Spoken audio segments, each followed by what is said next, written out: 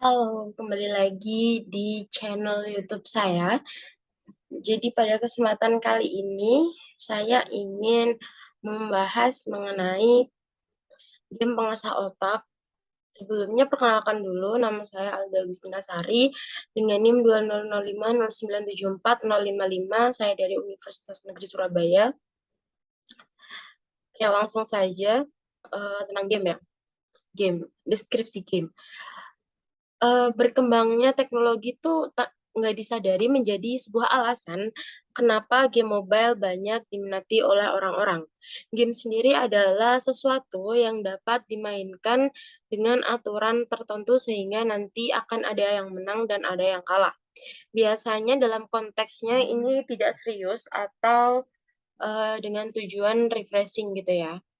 Game sendiri memiliki 75% dampak positif atau memiliki 75% manfaat gitu. Lalu ada 25%-nya adalah dampak negatifnya. Nah, ini adalah dampak positif game. Yang pertama, dia itu dapat digunakan sebagai media pembelajaran.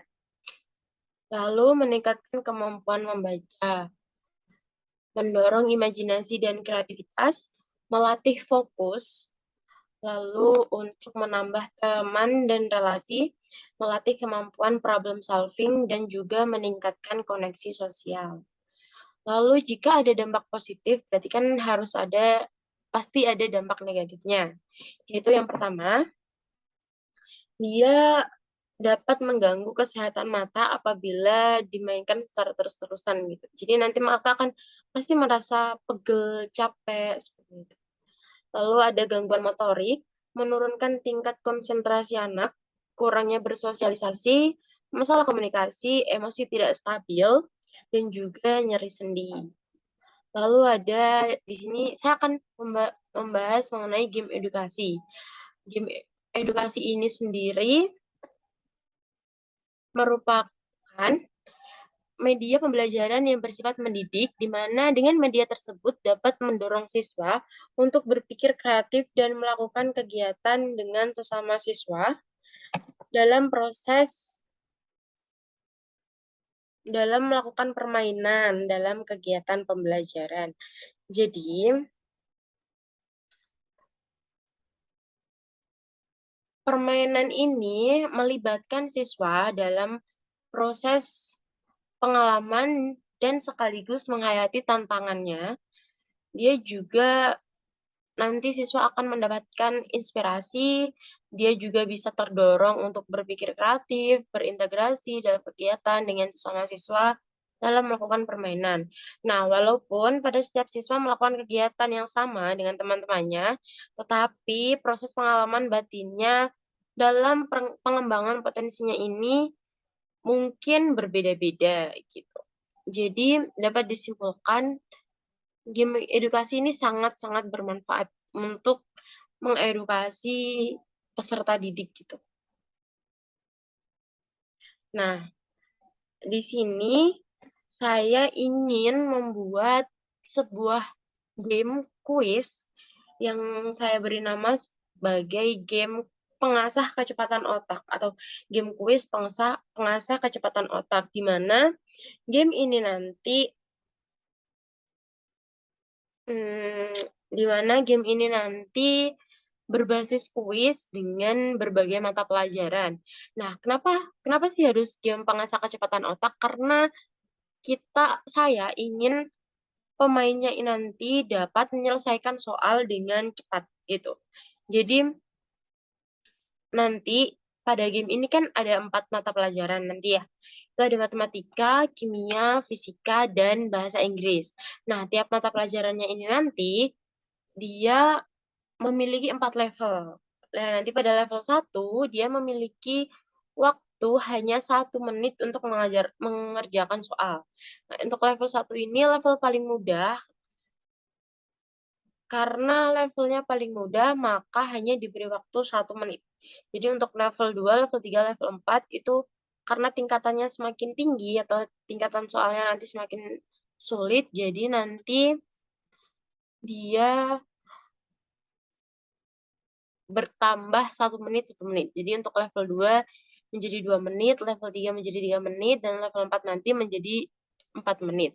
Nanti juga ketika pemainnya menjawab dengan jawaban yang salah, nanti akan ada peringatan gitu, bahwa jawabannya salah. Nanti kalau jawabannya benar, baru bisa next. Nanti kalau waktunya habis, nanti akan ada peringatan lagi, waktu habis. Jadi harus mengulang kembali.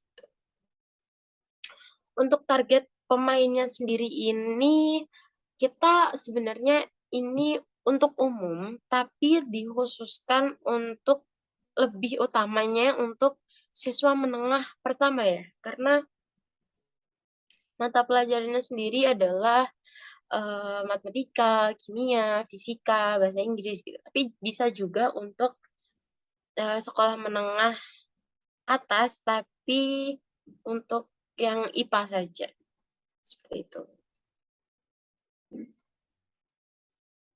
Nah, di sini saya menggunakan software Construct 2 untuk membuat game ini. Kenapa Construct 2? Karena Construct 2 ini adalah software pembuat game atau aplikasi, jadi dia berbasis HTML5 yang dikhususkan untuk platform 2D. Nah, jadi software ini nanti tidak menggunakan bahasa pemrograman khusus karena semua perintah yang digunakan pada game diatur dalam event sheet yang terdiri dari event dan action. Nah, jadi nanti untuk mengembangkan game ini, kita nggak perlu menguasai, tidak perlu menggunakan bahasa pemrograman yang sulit. Nah, di Construct 2 ini ada beberapa fitur yang bisa kita gunakan. Yang pertama ada fitur Quick and Easy. Jadi, Construct 2 ini dia punya antarmuka ribbon yang cepat dan mudah dipahami. Layout editornya ini menyediakan antarmuka what you see is what you get. Jadi ketika apapun yang dilihat oleh pembuat, maka tampilan yang didapatkan ketika game dijalankan juga akan seperti itu gitu. Lalu ada powerful event system. Construct 2 ini dia dapat membuat game dengan cara yang sangat mudah secara visual karena nggak perlu menggunakan bahasa pemrograman tadi yang saya bicarakan. Dan Construct 2 ini menyediakan event sheet yang berisi pernyataan kondisi atau pemicu. Jadi, jika kondisi tersebut terpenuhi, tindakan atau fungsinya baru dapat dilakukan. Lalu yang ketiga ada flexible behavior. Behavior ini menyediakan cara instan untuk menambahkan kemampuan objek, mempercepat pembangunan, dan meningkatkan produktivitas. Misalnya, menambahkan behavior platform pada objek sprite yang memungkinkan objek tersebut dapat berlari atau melompat. Nah, pengguna ini dapat mengatur pengaturan untuk kecepatan, akselerasi, kekuatan melompat, dan lain-lainnya sampai kemampuan objek tersebut sesuai seperti yang dibutuhkan. Lalu ada instant preview di mana nanti permainan akan di-preview dan berjalan di jendela browser ketika diuji. Nah, hal ini juga memungkinkan setiap ponsel yang terhubung pada LAN atau Wi-Fi juga dapat langsung melihat preview game. Lalu dia juga ada stunting visual effect, yaitu ada banyak banget efek yang ada di Construct 2 ini. Dan ada lebih dari 70 efek, dia berbasis WebGL, yang dimana pengguna ini nanti dapat menambahkan visual effect ini pada objek, layer, dan layout untuk efek khusus yang cepat dan menciptakan hasil yang luar biasa. Lalu yang keenam ada multi-platform export. Jadi Construct 2 ini dapat mempublikasikan game dengan pilihan platform yang luas hanya dengan satu project. Jadi game Construct ini dia dapat diterbitkan pada platform berbasis web seperti Chrome, Facebook, Concrete, Newgrounds, Firefox Marketplace, dan selain itu juga memungkinkan pula untuk melakukan ekspor game ke desktop, PC, Mac, Linux dengan menggunakan Node WebKit. Jadi, pengguna dapat pula mengekspor game ke iOS dan Android dengan menggunakan Cocoon JS, AppMobi, dan PhoneGap. Dengan dukungan platform yang luas, pengguna juga dapat memiliki akses yang luas untuk pemain. Lalu yang terakhir ada easy extensibility. Jadi Construct 2 ini dia memiliki lebih dari 20 built-in plugin mulai dari menampilkan teks dan sprite, sound dan musik, input, manipulasi, dan penyimpanan, efek partikel, dan ada banyak banget fungsi-fungsinya. Ada banyak banget built-in plugin-nya. Jadi nanti pengguna ini dapat mengakses untuk membuat plugin atau behavior sendiri menggunakan JavaScript SDK. Nah, kita juga dapat membuat efek visual sendiri dengan menggunakan bahasa GLSL shader. Nah, komunitas Construct 2 juga menghasilkan lebih dari 150 plugin dan behavior. Plugin ini dapat ditambahkan untuk permainan yang dibuat. Lalu nah ini untuk tampilan untuk desain antar muka gamenya. Yang pertama ada tampilan home. Nanti tampilan home-nya akan seperti ini, yang dimana nanti akan muncul logo gamenya yaitu kuis, dan juga untuk memulainya saya akan membuat start gitu. Tinggal dipencet tik, lalu akan muncul tampilan menu. Nah, tampilan menunya seperti ini. Seperti yang saya bicarakan tadi, ada 4 mata pelajaran, yaitu matematika, kimia, fisika, dan bahasa Inggris. Nah, pada setiap mata pelajaran terdapat 4 level 1, 2, 3, 4, level 1, 1 menit, level 2, 2 menit, level 3, 3 menit, dan level 4, 4 menit. Ini contoh untuk level 1, di mana nanti timernya, sebentar, di mana nanti timernya ini 1 menit. Untuk yang level 2, maka timernya akan menjadi 2 menit, dan level 3, 3 menit, lalu level 4 menjadi 4 menit, seperti itu.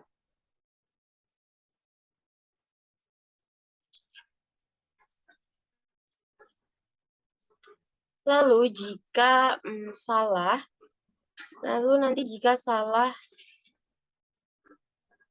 maka akan muncul peringatan bahwa jawabannya kurang tepat, seperti ini. Jika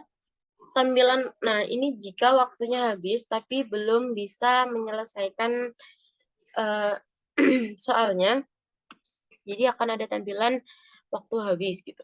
Nah, ini tampilan jika jawabannya benar.